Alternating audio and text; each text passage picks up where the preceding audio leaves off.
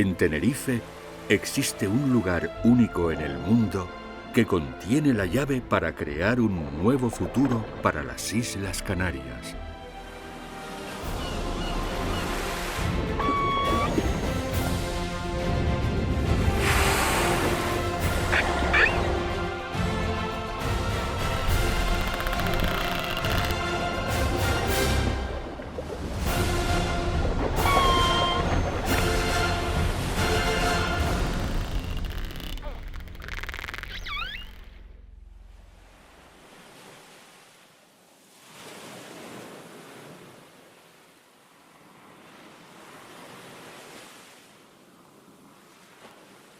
La zona especial de conservación Teno Rasca se encuentra en la costa suroeste de Tenerife. Baña las aguas de 4 municipios: Arona, Adeje, Guía de Isora y Santiago del Teide.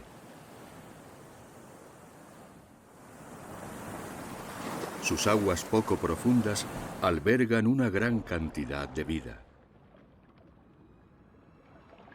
Cada año, hembras preñadas de cazón se acercan a la orilla para dar a luz a decenas de crías. En esta zona se han registrado las mayores concentraciones de ejemplares recién nacidos en Canarias, llegando a contabilizarse más de 200. Estos pequeños tiburones permanecerán aquí unas semanas para evitar a sus depredadores, y pasado ese tiempo se marcharán hacia aguas más profundas. Aunque los cazones no son los únicos que se agrupan en grandes números. En verano llegan las mantelinas por decenas. Estos animales, de 2 metros de longitud, pasan 3 meses cerca de la orilla. Durante ese tiempo se observan hembras preñadas e intentos de cópula. Aunque todavía no se conoce el motivo exacto de estas grandes concentraciones, sí se puede afirmar que son de vital importancia para la supervivencia de esta especie de raya en el archipiélago canario, que se encuentra catalogada como en peligro crítico de extinción a nivel mundial, igual que el angelote, que también se observa regularmente. Habita las zonas arenosas de la costa, que son el lugar preferido de una gran variedad de especies de rayas. Son uno de los principales atractivos para los buceadores que visitan esta zona de Tenerife en busca de encuentros con grandes animales. El obispo es el más esquivo de todos. Es muy difícil de observar, aunque aquí es el único lugar de Canarias donde se observan pequeñas concentraciones regularmente. Cada patrón de líneas es único, como una huella dactilar. Gracias a su identificación, se sabe que hay ejemplares que han pasado más de 2 años en la misma zona.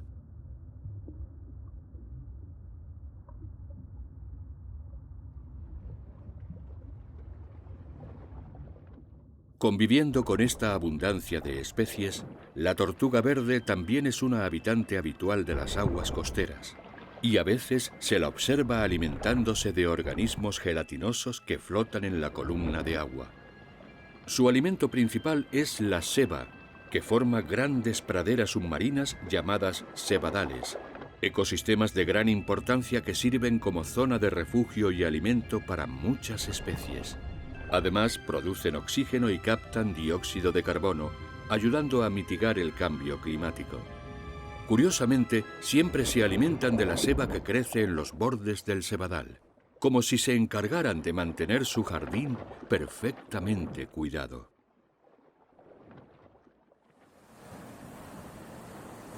Solo 47 kilómetros separan el suroeste de Tenerife de La Gomera, y este canal que separa a las 2 islas es uno de los lugares más especiales del planeta. Aquí se encuentra una población residente de 400 calderones tropicales. Esta cantidad de individuos en un área tan reducida convierte a esta población en la más importante del planeta para esta especie. Su densidad es 20 veces mayor a otros lugares de la Macaronesia, donde también hay poblaciones residentes, como Madeira o Azores. Se observan durante todo el año conviviendo en diferentes grupos familiares que pueden llegar a ser de más de 40 individuos.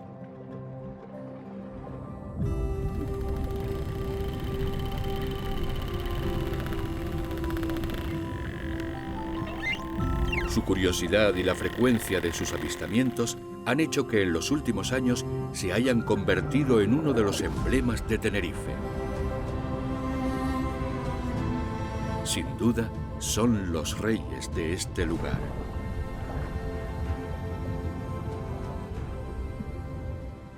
Se encuentran a unas 2 millas de la orilla, y la mayoría de familias se sitúan a lo largo de toda la costa suroeste, entre los cristianos y los gigantes. Como muchos otros cetáceos, cada calderón puede identificarse gracias a las diferentes marcas que tienen en su aleta dorsal. Este es Yago. Este es Daniel. Ambos, dos de los machos más grandes de la zona, alcanzando casi los 6 metros de longitud. Nika, una hembra juvenil muy curiosa. Sus primeros años de vida no han sido fáciles. Está llena de cicatrices, aunque para ella siempre es momento de jugar, hasta que viene su madre a llamarle la atención para que regrese con su familia. Esta es Alex, una hembra adulta. Parece que ha captado la atención de otro macho. Después de nadar juntos durante unos minutos, comienzan una danza sincronizada que terminará en la cópula.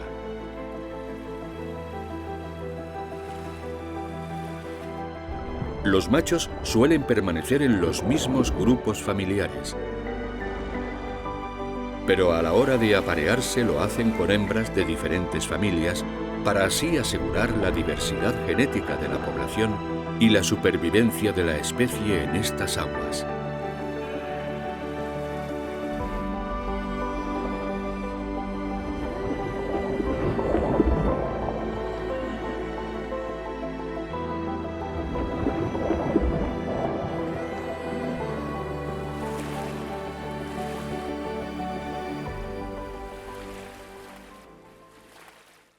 Después de un embarazo de 15 meses, una nueva cría comenzará a formar parte de la familia.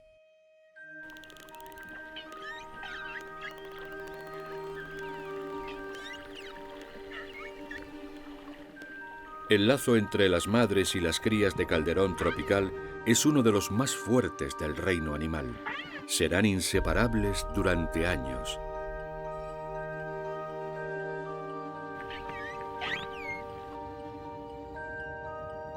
El contacto físico es muy importante y las muestras de cariño entre ambas son continuas.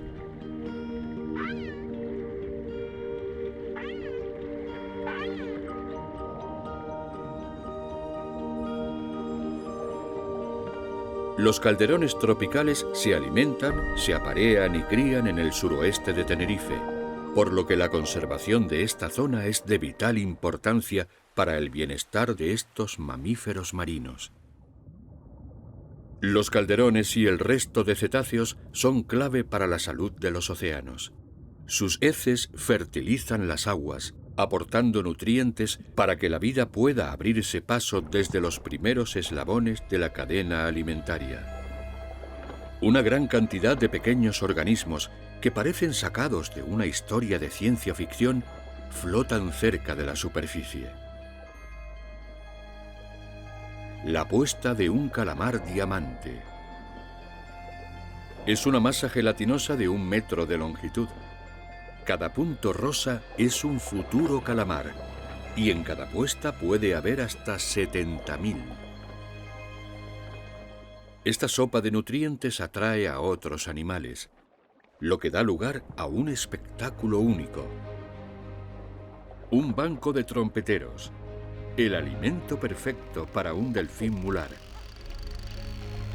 Los acorrala contra la superficie donde no tienen escapatoria. Mientras, las gaviotas y pardelas esperan su oportunidad desde el aire.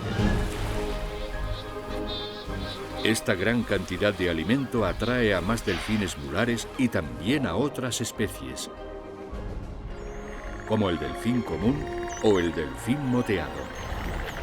Aunque todos deben apartarse cuando el más grande de todos hace su aparición: el rorcual tropical.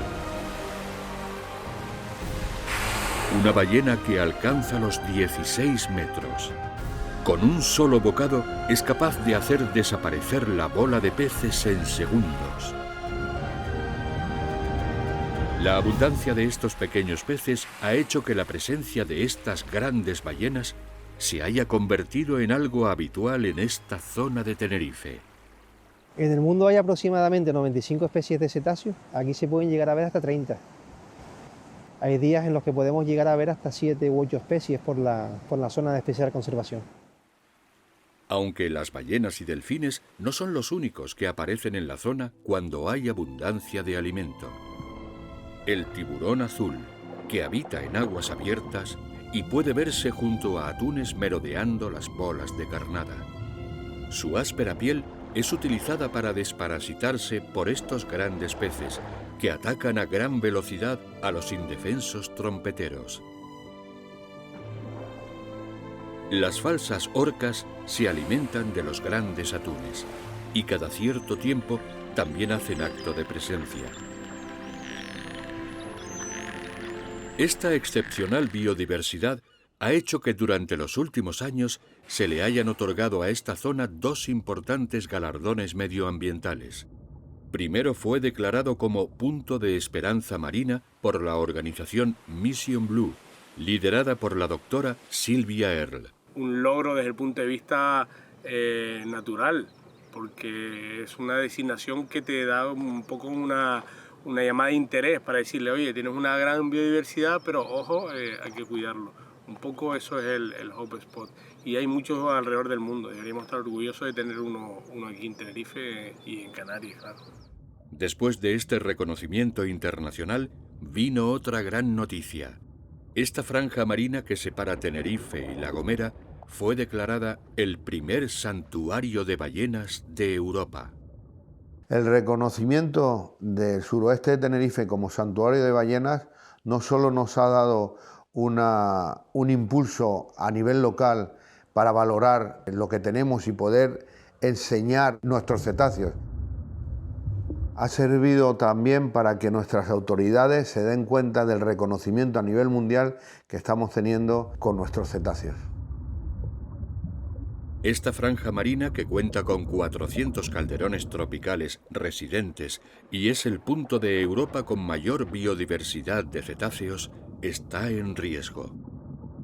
Ignorando completamente las recomendaciones científicas y a la comunidad internacional, que ha afirmado en repetidas ocasiones que este lugar es único en el mundo, el gobierno local lleva 20 años promoviendo la construcción de un macropuerto en medio de esta zona. La costa suroeste de Tenerife es la más turística de la isla. En los últimos 50 años ha pasado de ser un lugar prácticamente intacto a recibir millones de turistas cada año. Esta zona de la isla tiene 4 puertos en tan solo 30 kilómetros de costa. Los Gigantes con 289 barcos, Playa San Juan con 87, Puerto Colón con 364 y Los Cristianos con 200, lo que hace un total de 940 barcos.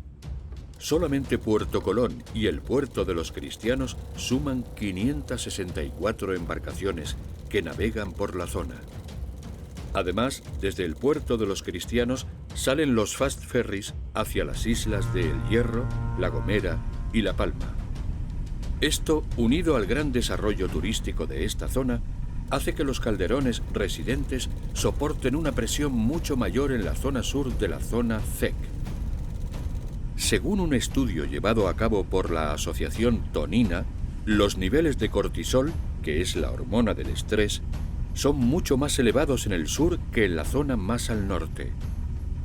Para agravar este problema, se ha observado un aumento en la mortalidad de las crías asociado a ese estrés crónico.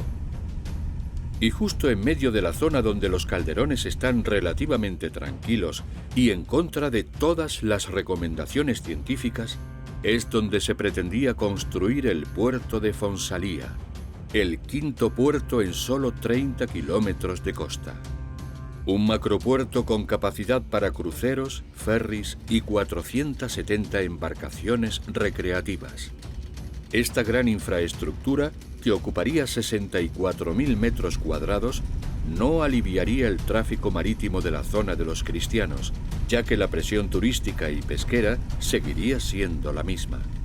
Lo único que haría sería trasladar el tráfico de ferries a Fonsalía y añadir 470 embarcaciones recreativas y cruceros.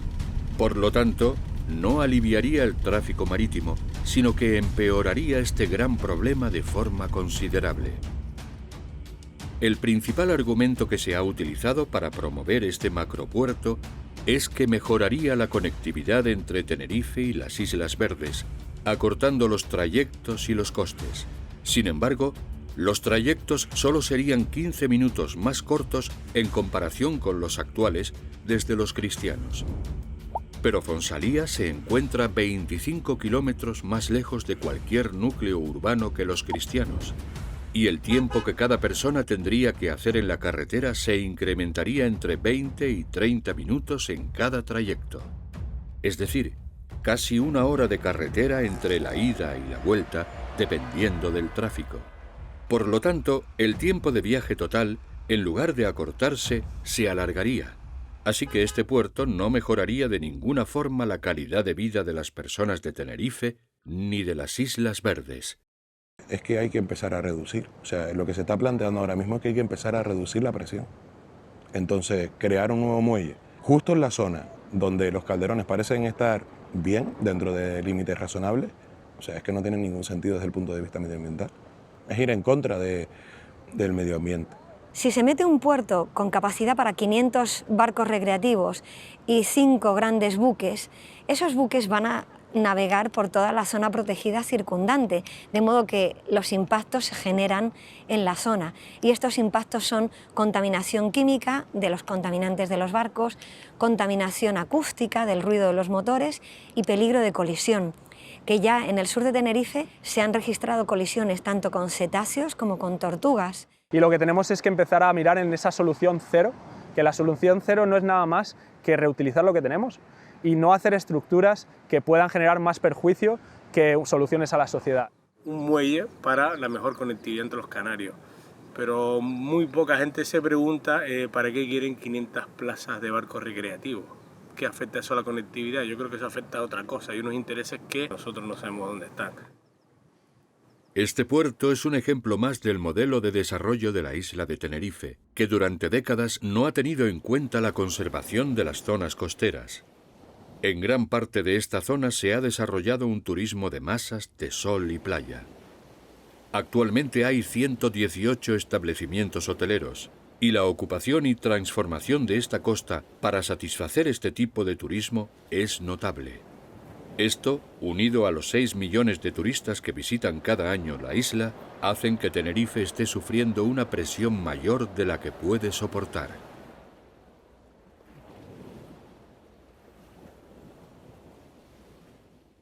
Y de repente llegó la pandemia. Se cerraron las fronteras y este modelo de turismo se desmoronó.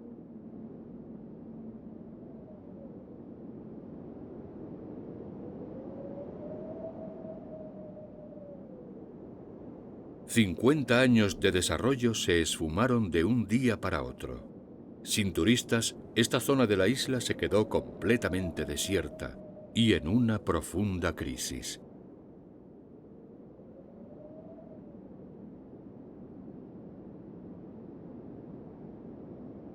El coronavirus puso de manifiesto la fragilidad del modelo de turismo en el que se basa la economía de esta zona de la isla de Tenerife. Ni una sola persona en kilómetros a la redonda. Sin turistas, el sur de Tenerife se convirtió en una ciudad fantasma.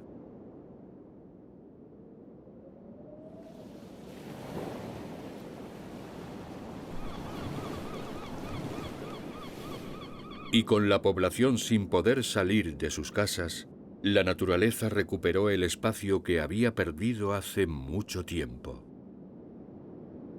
La cuarentena nos permitió unas condiciones de laboratorio que difícilmente se pueden llegar a volver a repetir, pero lo que se observó, por ejemplo, es que la mortalidad de crías cayó totalmente. Se ha observado este año que tenemos muchas más crías. Y esos niveles de cortisol, por ejemplo, durante la cuarentena, bajaron drásticamente. Se observaron cambios de comportamiento, pero clarísimos. Todos los grupos de calderones estaban cohesionados, todos los grupos de calderones estaban descansando en superficie. Se ha visto que en cuanto se ha vuelto la actividad a recuperar, los grupos vuelven a estar dispersos, los grupos vuelven a no estar descansando. Este turismo de masas es un arma de doble filo, porque, aunque en el siglo pasado contribuyó significativamente a la mejora de la calidad de vida en Canarias, actualmente está comprometiendo sus recursos naturales, que son una de las principales razones por las que millones de personas visitan el archipiélago. Esta industria ha tardado prácticamente 2 años en recuperarse, pero como si hubiéramos olvidado todo lo que ocurrió, se ha continuado apostando por seguir haciendo crecer el turismo de masas y por la construcción de grandes infraestructuras. Este modelo de desarrollo insostenible lleva instaurado en Tenerife desde hace décadas. Se ha construido sin descanso, ocupando cada vez más territorio. Lugares únicos destruidos por falsas promesas de progreso. Pequeños pueblos costeros que han sido engullidos por el turismo de masas. Esta sobreexplotación de la isla no solo perjudica a los ecosistemas, sino que también provoca una pérdida de cultura, historia e identidad. En ciertos lugares, cada vez es más difícil sentir que estás en Canarias. En los últimos años, la media anual de crecimiento de población en Tenerife es de 10.000 personas, aumentando en 40.420 nuevos habitantes entre 2016 y 2020. La cifra actual es de 930.000 habitantes, y de seguir a este ritmo, alcanzará el millón en 2026. 6 millones de turistas llegan a la isla cada año. Es decir, que el número de turistas multiplica por más de 6 a la población local. En este modelo de turismo no se tiene en cuenta el estado en el que se encuentran los ecosistemas de la isla, ni la presión que pueden soportar. Lo importante son los números. Cuanto más, mejor. Un turismo de masas en el que la población local no ha tenido capacidad de decisión. Ha sido impuesto. Se han construido 1.500 kilómetros de carreteras, pero los colapsos son cada vez más grandes y los espacios naturales van desapareciendo.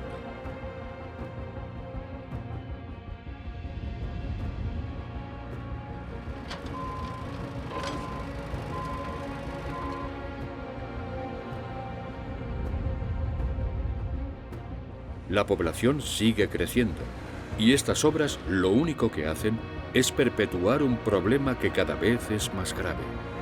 Por muchas carreteras que se construyan, si la población sigue creciendo, los colapsos no desaparecerán, sino que cada vez serán mayores.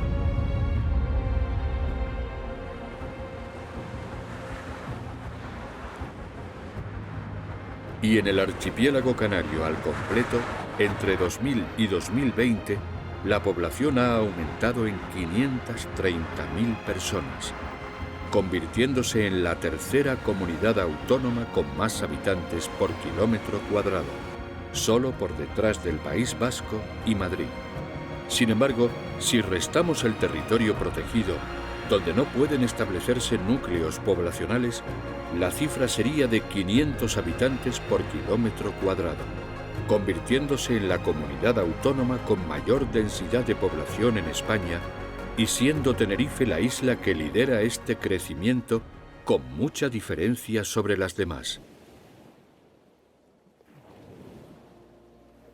Si seguimos con un crecimiento, este crecimiento depredador, sin tener, pero para nada en cuenta el medio ambiente o lo que es la conservación, las generaciones futuras, yo creo que ya nos van a mirar diciendo, pero ¿qué hiciste? O sea, ¿qué habéis hecho?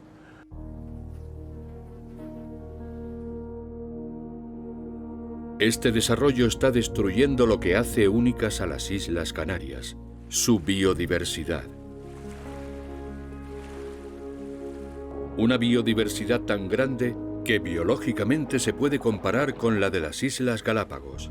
Pero mientras allí la prioridad es la protección de la naturaleza, en Canarias parece ser todo lo contrario. En los últimos 50 años, las poblaciones de peces han disminuido en un 90% y el 80% de las algas costeras han desaparecido.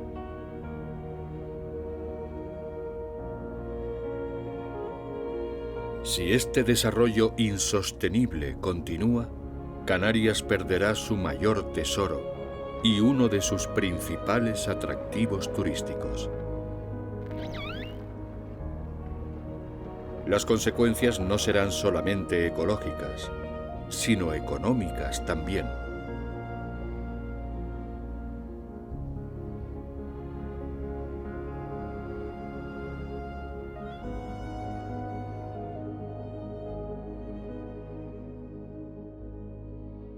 Que desaparezcan lugares especiales no es una cosa del futuro. El ejemplo perfecto es el puertito de Adeje, una pequeña bahía que generaba 1 millón de euros al año. El lugar perfecto para la práctica del buceo y uno de los mayores atractivos de la zona, y que tras años de sobreexplotación turística y la completa inacción de las autoridades, acabó deteriorándose por completo. En este proceso, Legends, una pequeña tortuga verde, murió atrapada en una nasa ilegal. Puca fue atropellada por embarcaciones en repetidas ocasiones, deformándole completamente el caparazón. Y el resto de tortugas residentes tuvieron que ser retiradas del agua en varias ocasiones para retirarles anzuelos y para solucionar diferentes problemas de salud derivados de esta sobreexplotación. Aquí se perdió una gran oportunidad de proteger un recurso natural muy valioso y que, con una regulación adecuada, hubiese seguido generando grandes beneficios económicos para la población local durante muchos años. No es que estemos a punto de perder una serie de ecosistemas o que estemos ya degenerando zonas de costa o que tengamos la posibilidad de que vayamos a perder algunos puntos especiales de la isla. Es que ya los hemos perdido. Queremos turistas que venga realmente a disfrutar de nuestra naturaleza y es el que nos quiere, es el que viene y es el que creo que queremos y tenemos que potenciar. Si nos cargamos nuestros recursos naturales, ellos desde luego no van a venir. Y ahí es donde sí que se van a perder puestos de trabajo y sí que se van a perder oportunidades de verdad. La capacidad de la isla, desde el punto de vista de la explotación o de la presión sobre el territorio, los límites han sido superados ampliamente. Yo diría que lo que tendríamos que hacer es incluso reducir esa presión, no seguir aumentándola. Vamos a tener que empezar a plantearnos el decrecer. Es una palabra prohibida para la economía, pero es que hay que empezar a plantearse el no más, sino de más calidad. Aplicar políticas y medidas que no sigan permitiendo, que no sigan ahondando en los problemas que ya tenemos de presión sobre el territorio, de crecimiento infinito de infraestructura. Debemos parar y gestionar las infraestructuras existentes inteligentemente para que le den servicio a la población y dejar de ocupar más territorio. Los principales atractivos de Tenerife y del archipiélago canario son su clima y sus espacios naturales. De continuar por este camino, pérdidas como la del puertito de Adeje comenzarán a repetirse a gran escala en Tenerife y el resto de Canarias. Las pérdidas económicas derivadas de la desaparición de biodiversidad y espacios naturales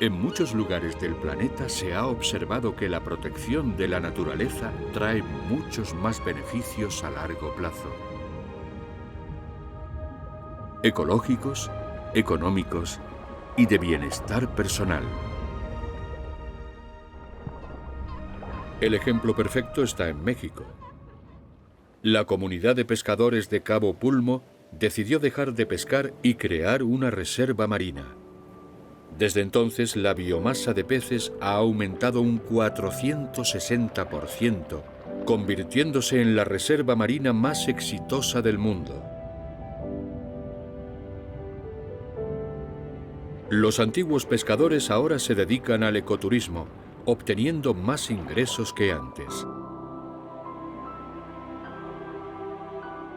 En el resto de Baja California Sur, gran parte de los ecosistemas están intactos, lo que atrae a personas de todo el mundo a disfrutar de este espectáculo de vida salvaje. Esto genera beneficios económicos a la población local y, lo más importante, este beneficio se genera manteniendo a los animales vivos y los ecosistemas sanos.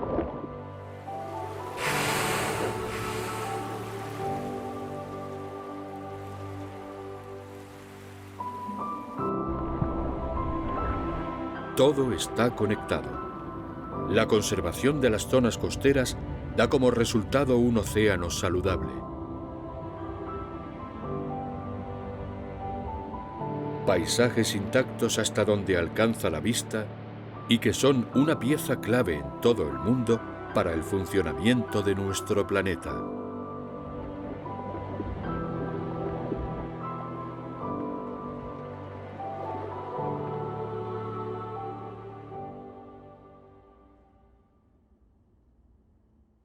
En Tenerife se ha hecho lo contrario.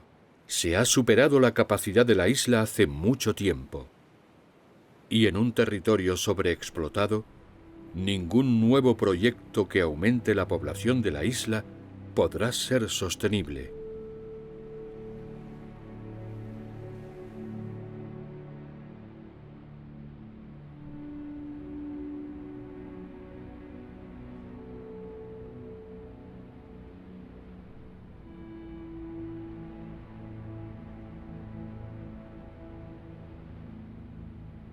De continuar a este ritmo, en pocos años, Canarias podría dejar de ser un paraíso.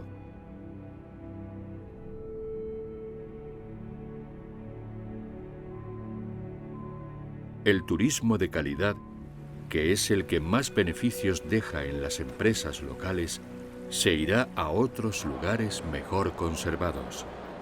Y si comienzan a desaparecer los mayores tesoros del archipiélago, el bienestar de la población canaria también lo hará. Para presumir de paraíso hace falta cuidarlo, incluyendo todos sus ecosistemas y los animales que habitan en ellos.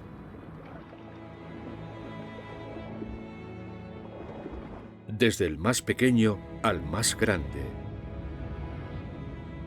Desde la costa hasta la cumbre.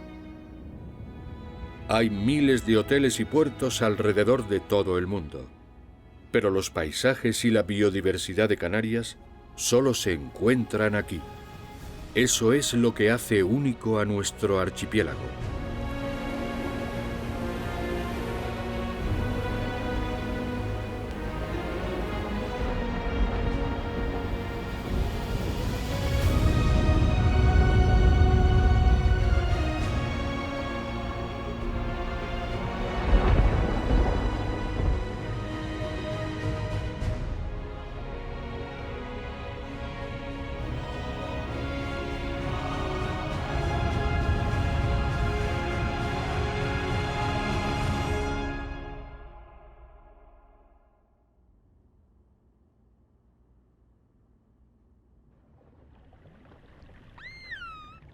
Estamos a tiempo de cambiar hacia un modelo más respetuoso con el medio ambiente. Tenemos el conocimiento y las herramientas. Solo hace falta decisión para proteger nuestras islas y que vuelvan a ser lo que eran. Vivimos rodeados de mar, y es parte de la identidad de todos los canarios. ¿Por qué no lo empezamos a proteger de verdad? Al fin y al cabo, tampoco somos tan diferentes a sus habitantes.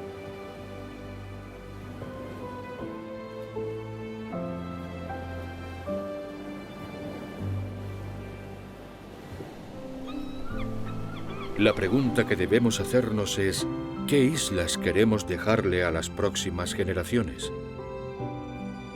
El océano es agradecido, y si lo protegemos, nos brindará un espectáculo que todavía no podemos imaginar. Solo habría que pensar que, si actualmente nos regala tantas maravillas, ¿cómo sería en su máximo esplendor?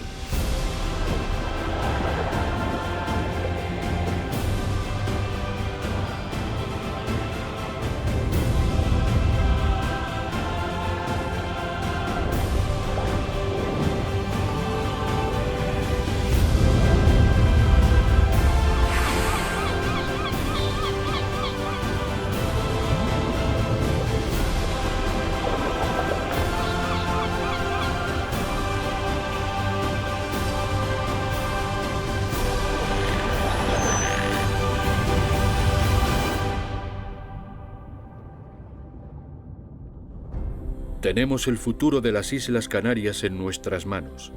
Un futuro en el que vivamos con la naturaleza, no en contra de ella. Esa es la única forma en la que nuestro archipiélago podrá seguir siendo un paraíso.